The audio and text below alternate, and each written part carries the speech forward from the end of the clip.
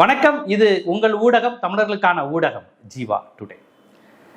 ஆதவ அர்ஜுனாவுடைய நேற்று தேர்தல் பரப்புரையில் நாஞ்சில் சம்பத் பேசிட்டு இருக்கும்போது ஒரு கண்ணாடி பாட்டில் உடஞ்சி அந்த துகள் விழுந்துருச்சு, ஒரு லேடியோட தலையில விழுந்திருக்கு அப்படின்னு ஒரு சம்பவம் உடனே ஆதவ அர்ஜுனா மைக்க பிடிச்சு, ஏய் ஸ்டாலின், எச்சரிக்கிறேன், எங்களை பார்த்து பயந்துட்டியா, இன்னும் என்னெல்லாம் எங்களை பழி வாங்குவீங்க, என்னெல்லாம் எங்களை அடிக்கிறீங்க, எதுக்கு எங்களை கண்ணாடி துண்டு அடிஞ்சிங்கன்னா. கண்ணாடி பாட்டில் விழுந்தது அந்த செகண்ட்ல ஒரு சின்ன துகள் ஒரு பெண் மேல விழுந்திருக்குன்னு மட்டும்தான் தகவல். இதை ஸ்டாலின் தான் செஞ்சாருன்னு ஆதவ அர்ஜுனா உடனே தூண்டி விடுறாரு. நான் சின்ன வயசுலேயே எங்க அம்மாவை இழந்தவன் என்னென்னமோ கதை சொல்றாரு. ஏதோ எல்லாத்துக்கும் காரணம் ஸ்டாலின் தாங்கிற மாதிரி பேசுறாரு. நான் என்ன சொல்றேன், ஒரு கட்சி இன்னொரு கட்சியை விமர்சிச்சு பேசுறதுலாம் தேர்தல் சமயத்துல சர்வசாதாரணம். நார்மல் டேஸ்லுமே சாதாரணம். திமுக திட்டும், திமுக பாமக விசிக ஏடிஎம்கே திமுக, இதெல்லாம் நார்மலா நடக்கிறது. ஆனா ஒரு கட்சி எந்திரிச்சதுல இருந்து ஸ்டாலின் தான் காரணம், திமுக தான் காரணங்கிற இந்த விஷயத்தை தவிர வேறு எதுவுமே பேசாம அந்த கட்சி இருக்கு. கேட்டா பாஜக வித்து இந்த கட்சி உருவாச்சான், பாஜக விமர்சனம் பண்ணி எதுவுமே இல்லை. இப்ப இந்த பிரச்சனைக்கு வருவோமே, இவங்க பிரச்சாரம் செய்யறாங்க, ஒரு கண்ணாடி பாட்டில் துகள் எங்கேயோ விழுந்திருக்கு, எவனோ தண்ணி அடிச்சுட்டு கண்ணாடி அப்படி உடைச்சதுல ஏதோ ஒரு சண்டையில விழுந்திருக்கு.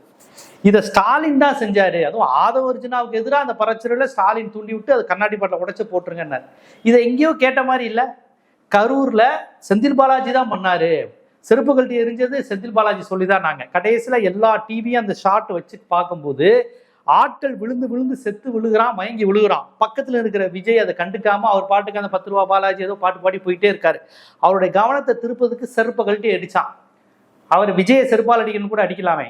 எதையாவது நாங்க எதுவுமே இல்லையே, அங்க இவங்க விட்டு போன செருப்பு மட்டும் தானே இருக்கும் அந்த இடத்துல. செல்போனை தூக்கி அடிக்க முடியுமா? அதனால கீழே இருந்த செப்பல் இதெல்லாம் குட்டி பாருங்க தலைவா, இங்க ரசிகன் செத்துக்கிட்டு இருக்காங்க, அடிச்சான். இது எல்லா சேனல்லையும், நியூஸ் 18, புதிய தலைமுறை, பாலிமர், சன் நியூஸ்ன்னு எல்லா சேனல்லையும் ஃபோக்கஸ் பண்ணி எரிஞ்சது யாருன்னு தெரிஞ்சாச்சு. ஆனாலும் இவங்க செந்தில் பாலாஜி எரிஞ்சதா போய் சொன்னாங்க. தண்ணி பாட்டில் எடுத்து வீசினாங்க, எதையும் விஜய் கவனிக்கல. ஸோ உடனே செந்தில் பாலாஜி தான் செருப்புகள் அடிச்சாரு, செந்தில் பாலாஜி வீசினாரு, செந்தில் பாலாஜி கத்தி வச்சு குத்திட்டாரு, செந்தில் பாலாஜி ஆசிட் அடிச்சாருன்னு சொன்னாங்க. இன்னைக்கு வரையும் அதை நிரூபிக்க முடியல. செந்தில் பாலாஜி அதை நிரூபிங்கன்னு சொல்லி பிரஸ் மீட் வச்சு கிட்டத்தட்ட 4-5 மாசத்துக்கு மேல ஆகுது. அதை நிரூபிச்சானும், நான் தான் கத்தி எடுத்து குத்துனேன், நான் தான் பண்ணேன், நான் தான் ஆள் அனுப்புனேன்னு சொல்றாங்களே, ப்ரூவ் பண்ண முடியுமான்னு கேட்டிருக்காரு. இப்போ வரையும் இல்லை. விஜய் பிரஸ்ஸை வச்சு சந்திக்கல, கோர்ட்லயே அதை சொல்லலை. ஸோ அது ஒரு பச்சை பொய். கரூர் சம்பவத்தில் நடந்தது, அதுக்கப்புறம் ஓடி போனது எல்லாம் எனக்கு தெரியும். இப்ப பெரிய வீர மாதிரி ஸ்டாலின் வந்து பாரு, கண்ணாடி தூள் பாட்டில் எடுத்து வீசினேன். எப்பா, அந்த சம்பவம் நடந்த அடுத்த நொடியில அதை ஸ்டாலின் செஞ்சாருன்னு எப்படி சொல்ற?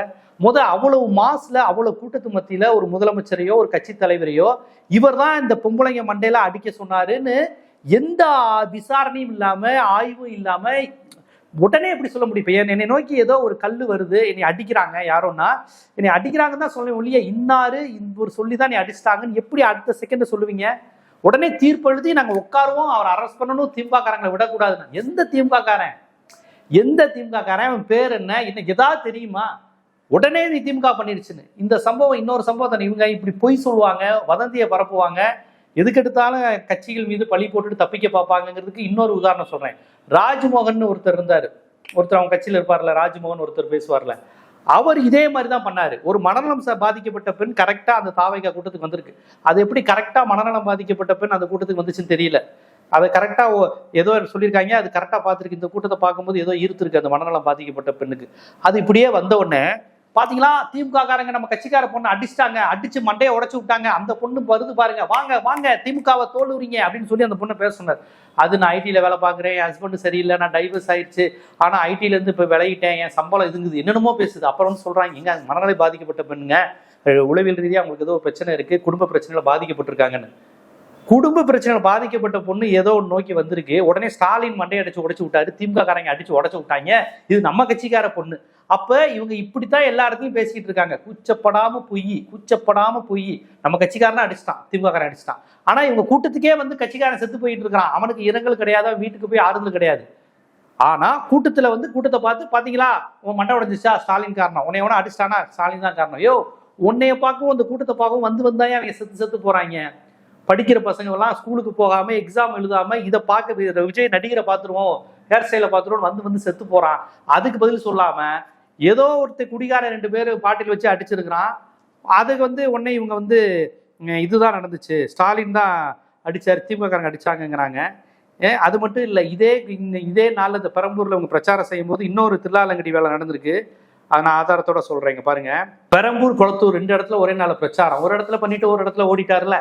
அப்ப பெரம்பூர்ல வந்து விஜயை பார்த்தோன்னா அழுகிற மாதிரி ஒரு லேடி வீடியோ வந்துச்சா, ஒரு பொண்ணு அழுகிற மாதிரியான வீடியோ ஒன்று வந்துச்சா, அப்படியே அழுகும். நம்ம யாருமே சுத்தி இருக்கவெல்லாம் சிரிப்பான், விஜயை பார்த்து கை காம்பா செல்ஃபோன் காமிக்கணும். ஒரு பொண்ணு மட்டும் ஐயோ நான் அவரை பார்த்துட்டேன் அழும். எதுக்கு இதுல அழுகிறதுக்கு என்ன நடந்துருச்சு? நம்ம ராணுவ வீரருடைய நாட்டுக்காக உயிர் கொடுத்து ராணுவ வீரர் வர்றாரு, அதை பார்த்து கண்கலங்கி அழுகுறீங்களா? அழுகிற அளவுக்கு என்ன நடந்துச்சு? ரொம்ப நாள் பார்க்காம இருந்த அம்மா அப்பாவை பாக்குறீங்களா? பிரிந்த காதலர்கள் சேர்றீங்களா? அழுகிற அளவுக்கு அங்க என்னப்பா நடந்துருச்சு அப்படின்னு நம்ம யோசிச்சோம். ஆனா அந்த பொண்ணு பெரம்பூர்ல அழுதுச்சு. கொஞ்ச நாள் கழிச்சு கொளத்தூர்லயும் இதே மாதிரி அழுகிற மாதிரி இது காமிச்சாங்க. சுத்தி இருக்கிறான் சிரிக்கிறான், அந்த பொண்ணு மட்டும் அழுகுது. என்ன கேட்டா விஜயை பார்த்து பெண்கள் எக்ஸைட் ஆகி எமோஷனலா அழுகுறாங்க. யார் பெற்ற மகனும் அப்படின்லாம் பாட்டை போட்டு பழப்பாங்க. நல்லா கவனிச்சு பார்த்தா பெரம்பூர்ல அழுத பொண்ணு தான் கொளத்தூர்ல அழுதுருக்கு. ரெண்டும் ஒரே பொண்ணு. நல்லா கவனிச்சு பாத்தீங்கன்னா இந்த பொண்ணு தான் அந்த பொண்ணு, அந்த பொண்ணு தான் இந்த பொண்ணு. நல்லா அந்த மோதிரம் இதெல்லாம் பாருங்க.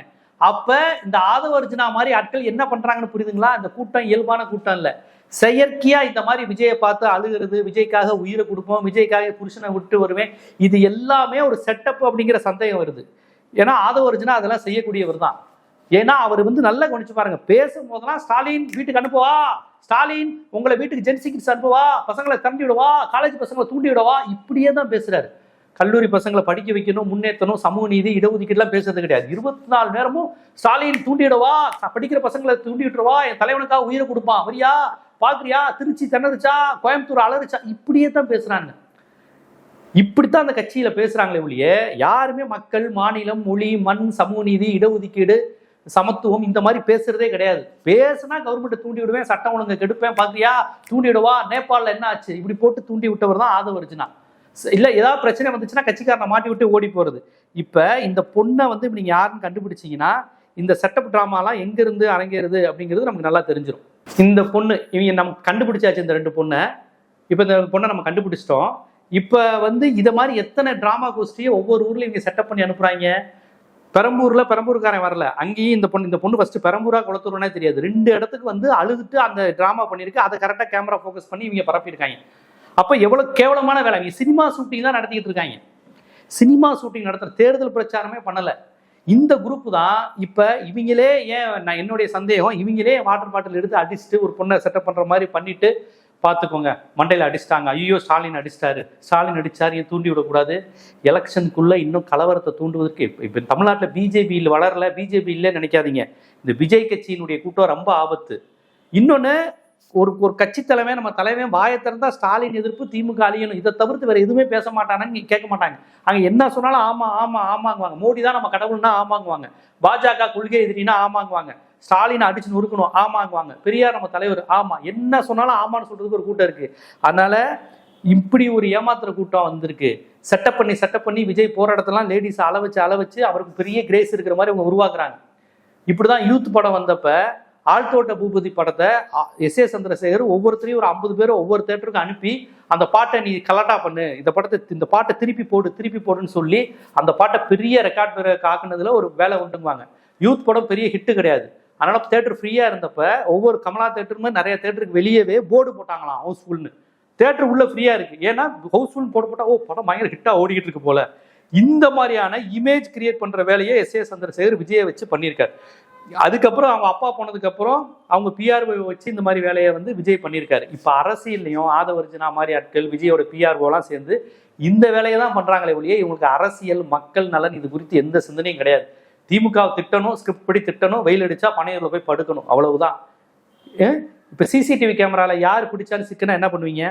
இன்னொரு விஷயம், அப்படி போட்டவங்க 2 பேருமே உங்களுக்கு வந்து தாவேகாக்காரங்க. விஜய் கட்சிக்காரன் தான் 2 பேர் மாட்டியிருக்கான், அந்த மீட்டிங்ல தண்ணி அடிச்சுட்டு கிடந்தது அவனுங்க தான் அப்படின்னு சொல்லி நேற்று அப்படி ஒரு நியூஸ் வந்திருக்கு. அது அந்த நியூஸை பார்த்தீங்கன்னா, அந்த நியூஸ்ல பார்த்தீங்கன்னா இழுத்துட்டு போறாங்க. இப்படி போலீஸ் வந்து அப்படி இழுத்துட்டு போகுது.